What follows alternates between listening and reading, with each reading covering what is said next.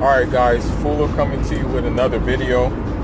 Shout outs to the whole LDVC. If you like this video, please feel free to like the video. And if you want to, go ahead and subscribe to the page. You don't have to subscribe to the page. It's always by choice, never by force. So first and foremost, I want to say I hope y'all are finding your way through this maze that we're in. Very strange times we're living in right now. I keep on repeating it in every single video because for me it's just the truth right now. You know, we're living in some nut ass times, bro. For real. And so I just hope that y'all are finding your way through this time. You know, I really hope. And you know, I hope you guys are getting better, you know, through these times. You know, despite the difficulties, the obvious difficulties that it would take to get better, I hope still you're getting better. Still finding ways to prosper through this madness, you know. But anyhow, man, I just kind of wanted to ponder and reflect on things because of, you know, a book I've been reading, and also just, you know, documentaries I've been watching as well. You know, I'm not a politician, okay? I don't like politics. You know, to me, politics is very filthy. It's something that I really don't want nothing to do with, you know? It disgusts me. You know, I really and truly am disgusted about politics. But I pondered a question, you know, and I asked myself this question, and I just looked through the examples at history, and I just want to get it off my chest. And that question is, you know, has Westminster democracy really uplifted? Has Westminster democracy really helped people of African descent progress? Or has it set us back? And has it put us in a worse situation than before, actually? And to me, the answer is yes. It actually has.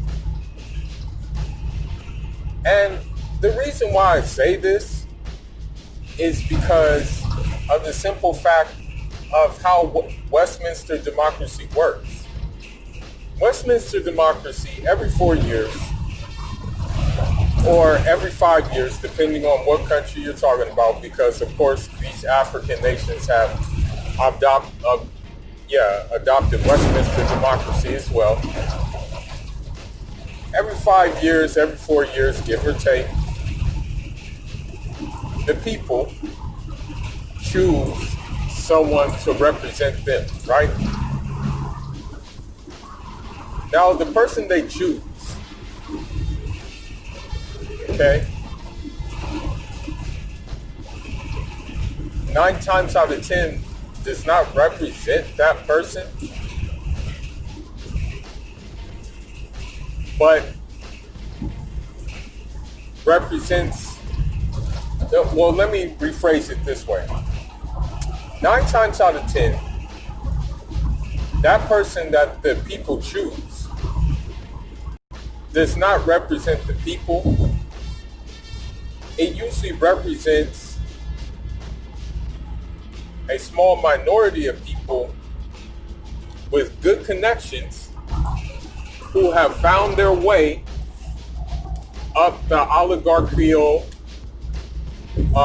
ladder and have been able to profit so much from that person representing them. And of course, that person also represents the establishment, which is usually the Rothschilds, the Rockefellers, and the families like that, state of Israel as well. Don't forget the state of Israel, who receives more aid than any other country in the world, actually. Really doesn't need any aid, to be honest with you. And so I ask myself this all the time. Do these leaders represent like the small business owner like myself? Do these leaders represent the worker like a majority of people? Do these people represent the person who's basically trying to get on their feet, trying to make ends meet, may not have a comfortable living situation, may not even have a living situation at all that involves having a roof over their head, may be in the streets somewhere, you know? Is that person really representing them? Or is that person just representing them through lip service? Let's just take an example. A lot of people were excited about Barack Obama, right? Barack Obama started more wars. You know, he started a proxy war with Libya, started another proxy war with Syria. But when he was pitching his case to be elected, he said that he was going to get the troops out of the Middle East, withdraw the troops from Afghanistan. But that never happened. You know, we never saw that happen. In fact, we saw an escalation of the conflicts, you know, from different types of ways. From drone bombing, more troops, and the like thereof.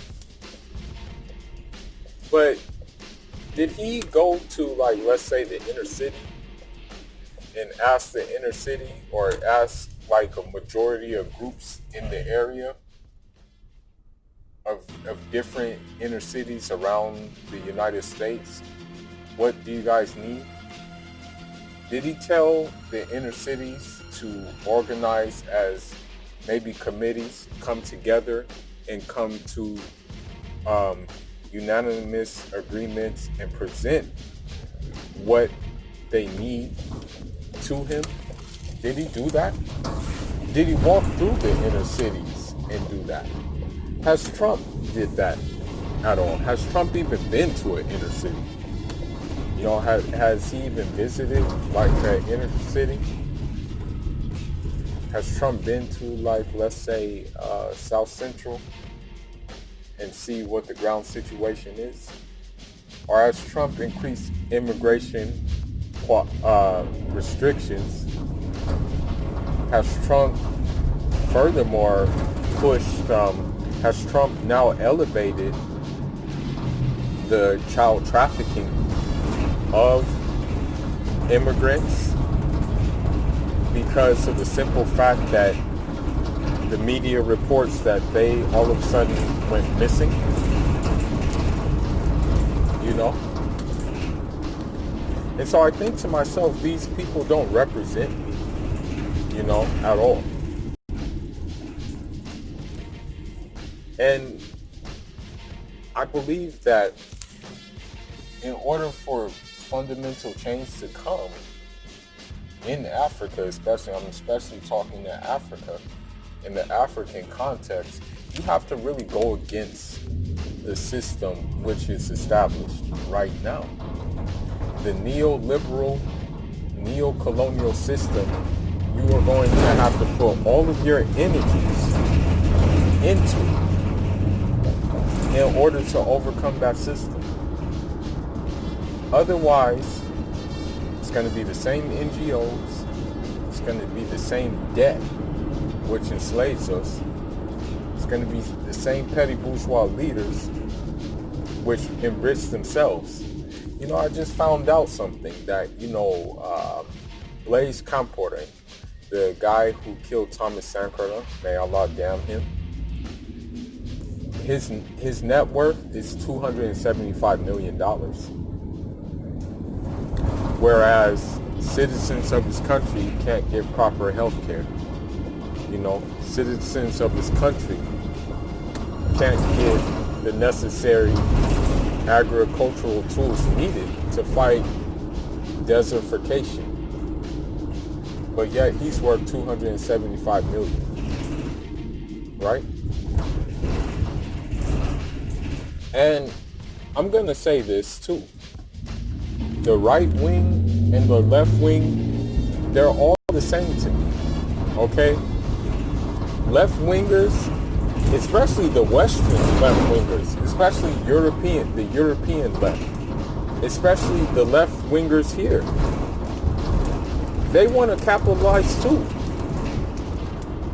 I think honestly that the best approach, and this is just my opinion, I'm talking to African descended people, meaning I'm talking to people in the Caribbean, I'm talking to people on the continent of Africa, and I'm talking to those in Latin America too, who may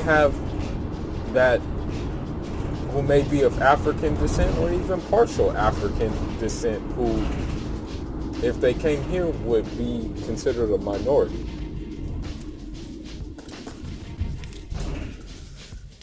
It's a matter of us experimenting, and it's a matter of us doing trial and error,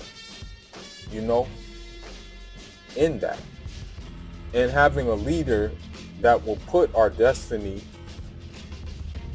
in our own hands while helping us along the way, who truly has the general concern of the people at hand, his subjects at hand, and does not have a Swiss bank account at hand, or the aspirations to destabilize the country to personally enrich his business interests.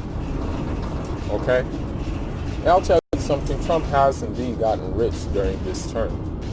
Of course he's not going to reveal his worth or his tax statements. He's not going to do that. And so Westminster democracy to me is very fraudulent. As a matter of fact, I call it Westminster hypocrisy. I call it Westminster democracy, as in demon, democracy. And I really don't pay it no mind. When it comes to the political, on a political standpoint, I really don't pay attention to politics in this country. And even in African politics, I kind of look at it from just like a bird's eye view, because of the simple fact I know what goes on there. Do you know that the Central African Republic, do you know that their elections were that France pretty much chose their leader? Did you know that? So I know what's going on in that term. But I look at the situation in America, I look at all these protests and things like that, and I look at Democrats, I look at Republicans, I look at liberals, I look at conservatives, I look at right, I look at left, and I realize that these people don't have my interests at hand. And I'm not saying that the world owes me something. I'm saying that everybody should be entitled to an even playing field, or at least a semi-even playing field. You know what I mean? I'm not saying that that socialism will work, okay? Because I'm going to tell you something. A lot of these European writers and a lot of these Western writers say places like Burkina Faso under Sankara, say say Venezuela currently right now. People will say Grenada, before, under Maurice Bishop. people will always, Cuba, people will always throw the communist, Marxist, Leninist, socialist thing around with these places. But the fact of the matter is, with these places, they may be influenced by Marxist, Leninists. They may be influenced by these type of things, okay? However, their things are more scientific and have to do with the needs of their people in their current reality. They can't, in Africa or in Latin America or in the Caribbean, you can't just like take Stalinist communism and just transplant it there and think it's gonna work. Our dynamic is different, was different from Russia and things like that. Okay, maybe there's some ideas that we can apply to our reality, but our reality is our own reality. It's not like their reality. So this is why I say, that yeah, sure, maybe we take some ideas from these places, okay? Or take some ideas from Marxist, Leninists, take some ideas from socialism, take some ideas from communism. But at the same time, I believe there should be a balance and there should be a free market economy, but with limits. You know what I mean? And the free market economy shouldn't include exploitation and include just people stepping on other people to get rich, to amass hella wealth. Yeah, you should amass wealth, but not at the expense of people. I look at this, I look at how the formation of this country is. I look at the formation of America, okay? I look at the formation of Canada. I look at the formation of Alaska. All of these places, no matter how patriotic Americans are, all of these places, or no matter how patriotic Canadians are, all of the places I named are settler colonies. They were carved out by killing, by looting, and by slavery and whatnot. And they wanted more and more and more. It's almost like a pig eating. And that pig just can't get enough, so it just eats everything in its sights. America is no man's land. Although Caucasianoids like to claim it and it belongs to them, and they are also patriotic about it, it doesn't. Okay? It really doesn't. The only reason they have it is because they have the resources to get it. Okay? And also they have the diseases to get it as well. Right? And of course there was a bit of intelligence involved. But when a country is formed like that, when a country is not even formed organically, how can you expect something to really go your way if the country wasn't even built for you in mind? Okay? I'm pretty sure that when the founding fathers, who all owned slaves, built this country in mind, they weren't thinking about, okay, what if slaves are free afterward? That wasn't on their mind. And I'm not saying for everybody of African descent to take a mass exodus and go back to Africa. You know what I mean? I'm not saying that. It's up to you if you want to stay or not, But just understand that, in order for you to stay and in order for you to,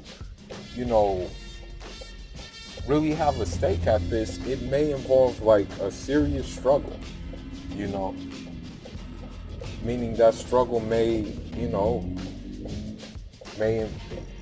that struggle will definitely involve the overturning of the whole system, upside down. The thing is that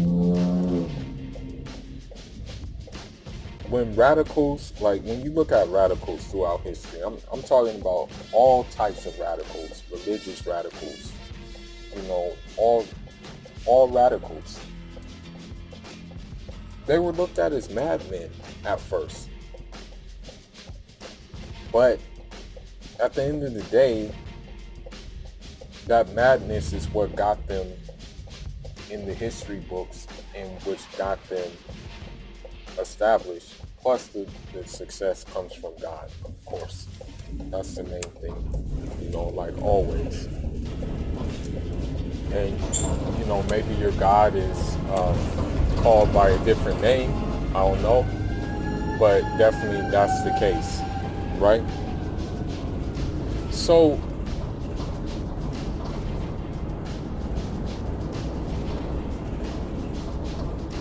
one thing I see in this country, this is one thing I see, and I made sure, I was not guilty of this. Because I've been victim of it. That's the thing, I've been victim of it a lot of times. Is when a petty bourgeois, when a minority gets to a different class of people. The petty bourgeois, he's a working professional, he has a 6-figure career, he or she has, their house, their car, and things like that. They may not know you from nothing, from nil, but because of what they perceive about you, because of how you dress, maybe how you talk, maybe just your overall demeanor, they stick their nose up at you. They act like as if they have a stake in the political spectrum in this country, where as a matter of fact they really don't. When you look at people like Kamala Harris and things like that, she really didn't have a stake in this whole affair. And she was just honestly there to fulfill the agenda, which most of them filled before. I can guarantee you that most of those people were not going to be in your interest. And I think at the end of the day, the best way to, do this whole operation, as I said, has to be people power. Meaning scraping together meager resources for different political education, for different financial literacies, for different technological literacies like coding and things like that. And eventually get to a point where we just get our own stuff. We get our own tech, getting our own, let's just say having our own portion of Silicon Valley right in the hood or something like that. Let's just say, for example, Western Avenue, having a portion of Silicon Valley that's financed, owned, and done by us, and that welcomes disenfranchised people to learn, to grow, so they can maybe take it and do it where they are. For example, starting a tech hub in maybe on Western Avenue, right? Then that person learns where he needs to start another tech hub in, let's just say, on Avalon Boulevard. You know what I mean? Just grassroots stuff. Because, sure, Garcetti said he is going to defund the police and put, I think, 250 millions in the inner cities.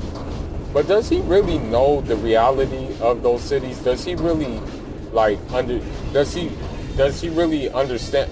Did he ask what the people needed? Okay? Did he ask the people come together? Let's talk.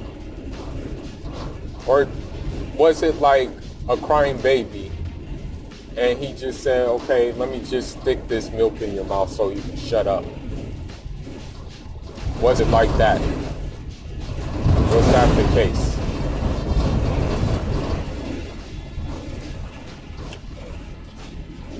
Just pondering, bro. You know, I'm glad I read this. I'm glad I'm reading this book. You know, it's kind of sparking my mind a little bit, making me think about things. You know, making there's one term that is really spot on in this book. It's a real spot on term that I'm gonna be like using and, you know, applying this principle in my life. There's two terms. There's one called endogenous. Yeah, I think it's called endogenous or something like that. And then there's another term that's like a full word called ownership of development. And endogenous means basically that it comes from inside. Like development comes from within you. Basically, it doesn't come from an outside source. It doesn't come from a World Bank. It doesn't come from a charity. It doesn't come from the Red Cross. It doesn't come from there. It comes from yourself. And then there's another term called ownership of development. And when we really think about it, we have to understand that like that's one thing is that we have to have ownership of development. And I think that's what the leaders that the United States took out, who had a part in taking out CIA, were like not really wanting. It's the ownership of development, you know. So I'm gonna remind myself that, you know. And so I take the example of Haiti. You know, Haiti is not a poor country. And I will say this until I'm blue at the face. It's not poor. Haiti is just a victim of imperialism, which left it crippled because the United States and France and the powers that be never forgave it for starting a black republic. You know, a black republic that was giving help to a lot of people, giving help to Latin America. A black republic that actually sided with Dominican Republic to beat the Spanish. You know? Now fast forward, you got Trump now rounding up Haitians and rounding up, you know, different black ethnicities and deporting them. You know? And I don't know how true it is, but I heard he's just basically doing it to the ones who are born here, but they have a paternal lineage that's based somewhere else. I don't know how true it is, but I've been looking on Instagram and someone said that. You know, for me, I have my papers and my legitimacy to be here. But that's not to say that law enforcement have tried to wash me up a lot of times before. You know? I mean, I'm dead serious when I say that. Yeah, I'm not going to give too much information, but they tried to slap bogus charges on a nigga. And they're like, oh, well, you know, if these stick, you'll do time and get deported. You know what I mean? So they've tried, but they failed. You know what I mean? But I'm just telling you.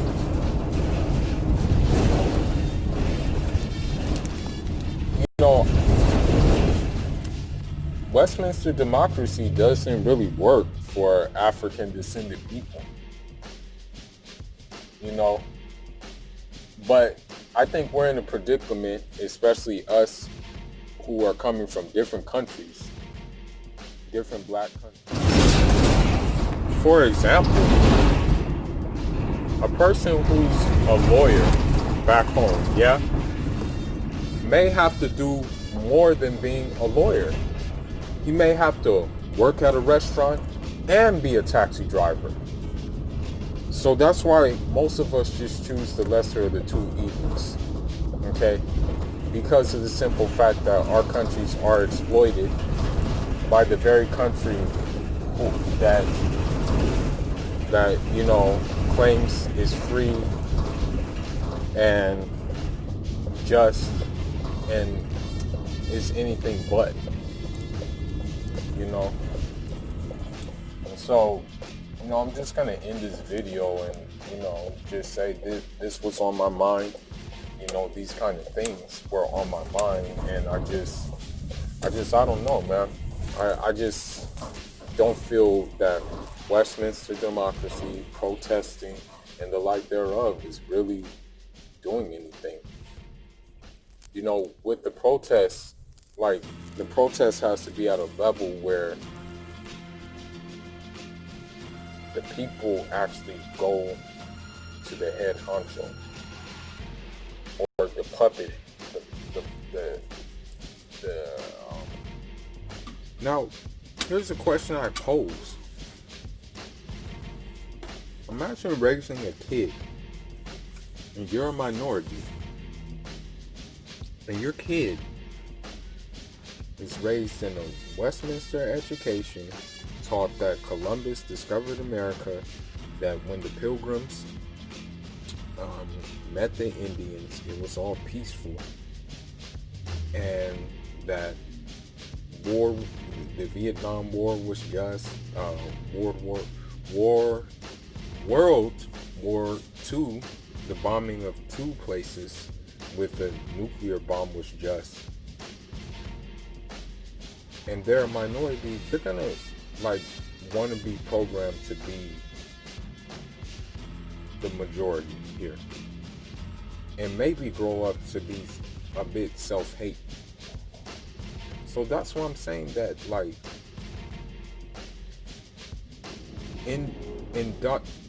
I guess it's endogenous needs to be done.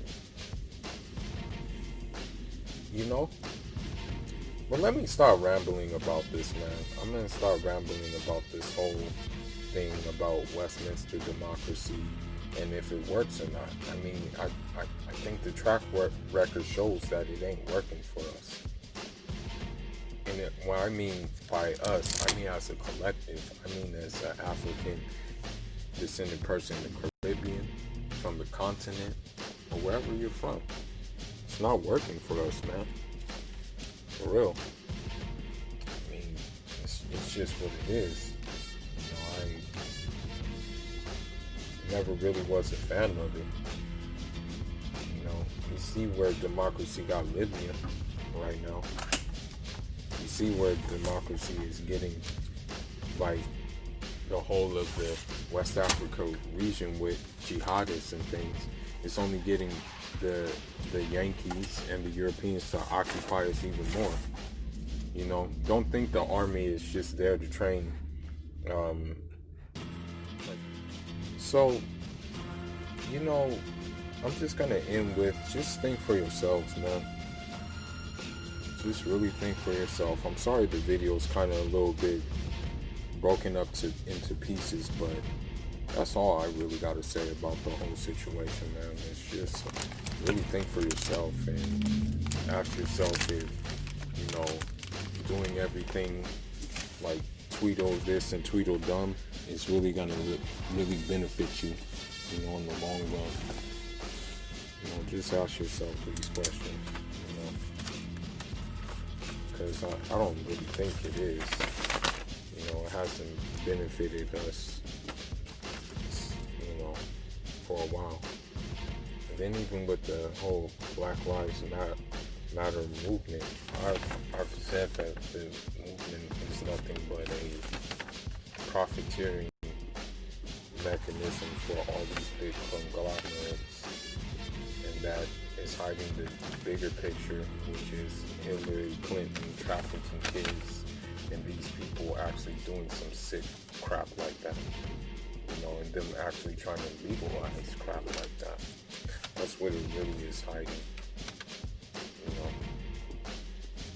But anyhow, man, leave your thoughts and leave your comments.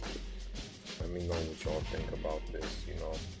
This is a long drawn out video, but just thinking about it.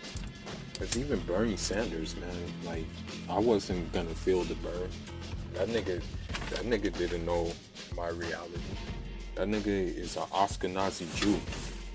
How is he gonna know my reality? He's never been to like that anyway. And he called himself, he said he was a social democrat. Please. He was not no social democrat.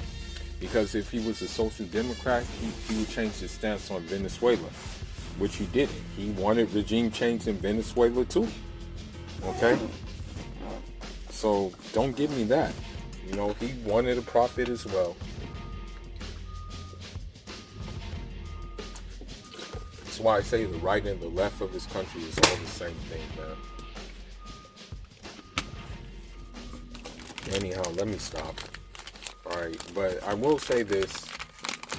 If you want to have a panel discussion on StreamYard or something like that, let's do it. I'm going right now to try to get a guest on StreamYard, and they're going to talk about what's going on in Venezuela. I'm going to try to get her on. We had a brief contact with each other, but now I want to follow up and see if I can get her on the channel so we can talk about this matter. Because let me tell you something before I leave. I was actually, as I said, supposed to go to Venezuela. I wrote one article, and they were so touched by that article that I wrote, because believe it or not, in my home turf of Senegal, someone actually, an artist by the name of Matar Diop, made a mural of Hugo Chavez in Dakar because we appreciated it so much, But anyhow, man, I'm off until the next one. Full of signing out.